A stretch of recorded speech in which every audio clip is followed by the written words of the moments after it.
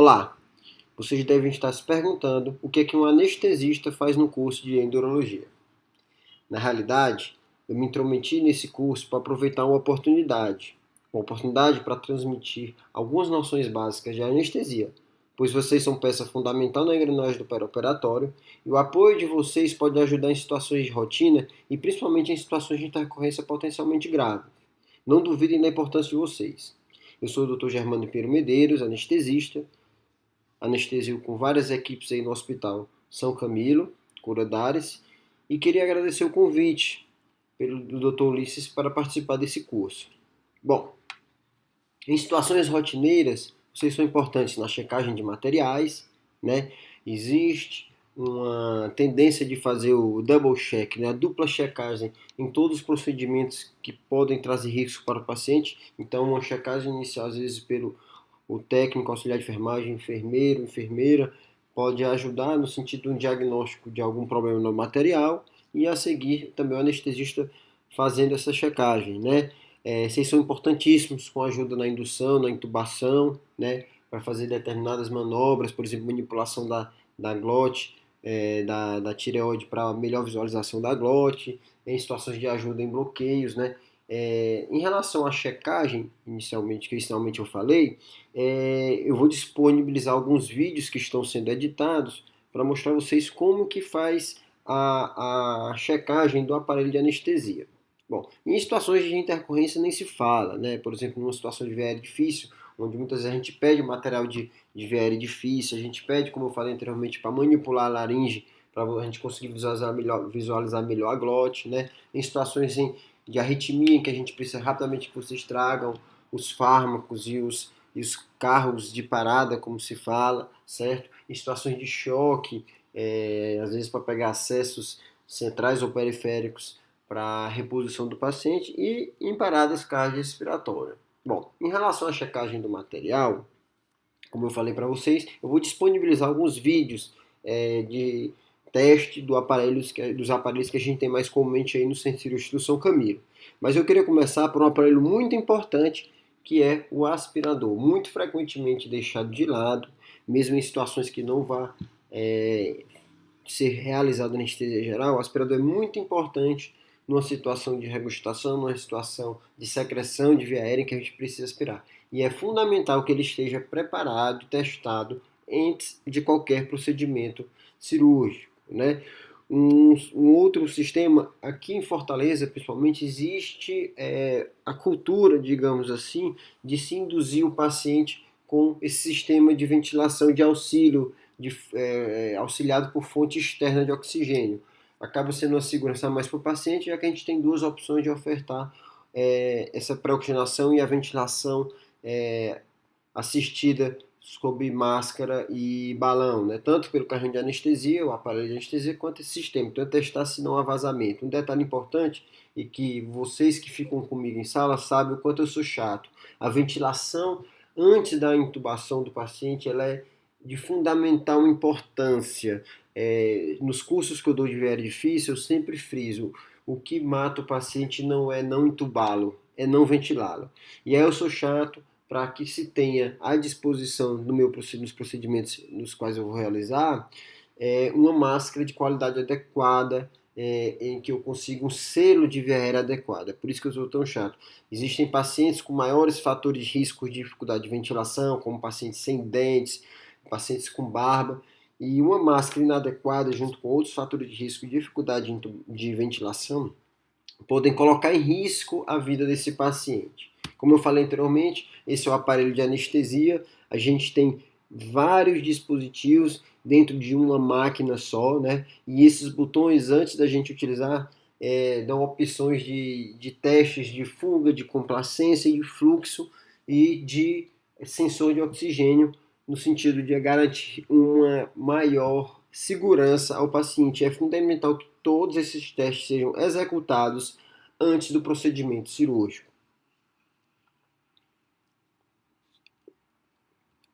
Como eu falei anteriormente, eu vou disponibilizar alguns vídeos que vão estar um link associado que o Dr. Ulisses vai disponibilizar a todos. Bom, o laringoscópio, ferramenta conhecida de todos, né? A gente sabe que muitas frequentemente existem mal contatos que podem, na hora da intubação, levar ao não funcionamento da lâmpada e é impossibilidade da sua utilização. Então, o interessante é que toda vez que a gente teste o laringoscópio, a gente teste colocando força na articulação da lâmina, no sentido de avaliar se há algum mau contato. Cânulas orofaríngeas são dispositivos que servem para evitar a queda de base da língua numa ventilação sob máscara. Ela auxilia diminuindo a pressão a ser feita sobre o balão para ventilar o paciente de maneira adequada. E a maneira mais adequada de medir o tamanho dessa cânula, muito frequentemente a gente pede para trocar a cânula orofaríngea por um tamanho inadequado, no sentido que ela seja eficaz em evitar a queda de base da língua, da rima labial até o lobo da orelha, alguns falam até o ângulo da mandíbula.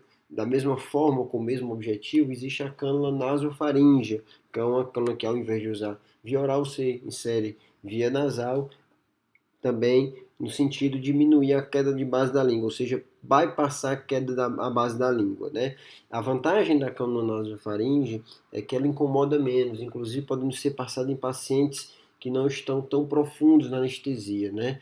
Então é bem interessante em caso de sedação em pacientes com apneia do sono, que você consegue bypassar a base da língua, ou seja, traspassar a base da língua no sentido de oferecer oxigênio ao paciente. O tubo orotraqueal, né?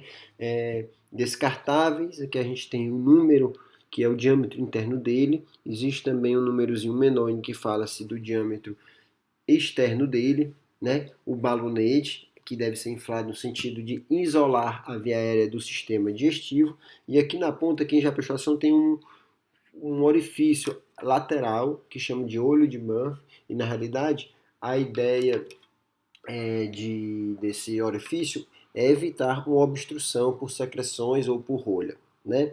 Além desses dispositivos, usualmente, que vocês veem todo dia, existem os dispositivos de via aérea difícil.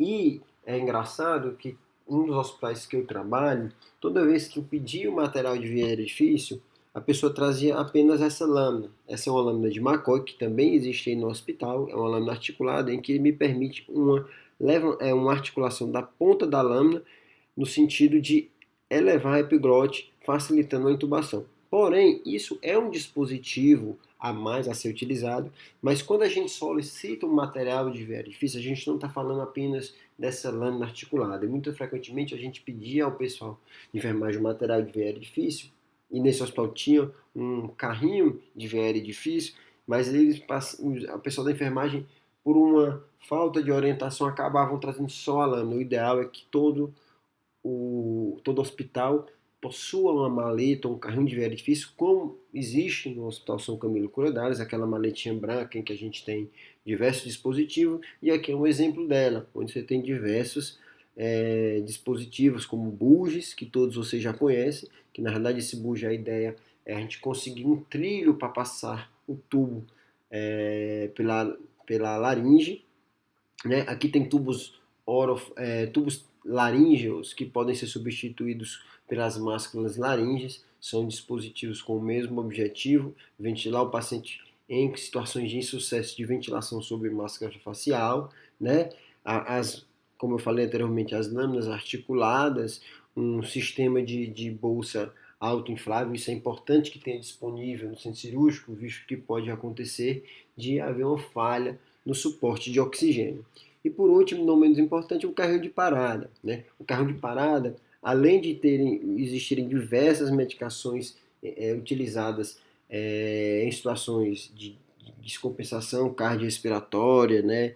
Medicações de parada, antiarrítmicos, ele tem o desfibrilador externo, né? Que é a única ferramenta capaz de cardioverter ou desfibrilar um paciente, né? O que é então cardioversão? Cardioversão é quando o paciente tem uma arritmia que põe em risco o paciente, mas que, porém, ainda consegue manter algum débito cardíaco, ou seja, bombear alguma quantidade de sangue. Já na desfibrilação, você tem um ritmo tão desorganizado que o bombeamento de sangue é ineficaz e ele precisa ser desfibrilado. E isso vai mudar a quantidade de carga de energia a ser utilizada no choque do paciente. Então é importante que todos vocês saibam mexer, que saibam manipular, certo? Esses dispositivos. E por último, queria falar um pouco do ultrassom. É interessante também na prática que a gente consiga ver algumas nuances desse aparelho para nas situações de manipulação, quer seja para monitorização hemodinâmica. O anestesista, hoje alguns anestesistas já têm essa capacidade, mas no futuro breve, muitos anestesistas vão estar utilizando no intraoperatório o ultrassom como monitor, como por exemplo no ecocardiograma, ou outras avaliações hemodinâmicas e diagnósticas, como no diagnóstico de pneumotórax, né? Às vezes foi funcionado um acesso central e fez o pneumotórax e às vezes para não ter que vir um raio-x ao centro cirúrgico, você consegue com ultrassom apenas dar esse diagnóstico. E o que você já conhece também, o uso em bloqueios de nervos periféricos. É interessante que vocês tenham uma noção mínima desse funcionamento desse aparelho para que possa nos auxiliar ao realizar esse tipo de bloqueio e de acessos centrais, etc. Bom, era mais ou menos isso que eu tinha para falar. O objetivo aqui é uma aula rápida, né? Apenas para direcionar para a aula prática que vai ser lecionada por mim e pela doutora Cláudia Regina.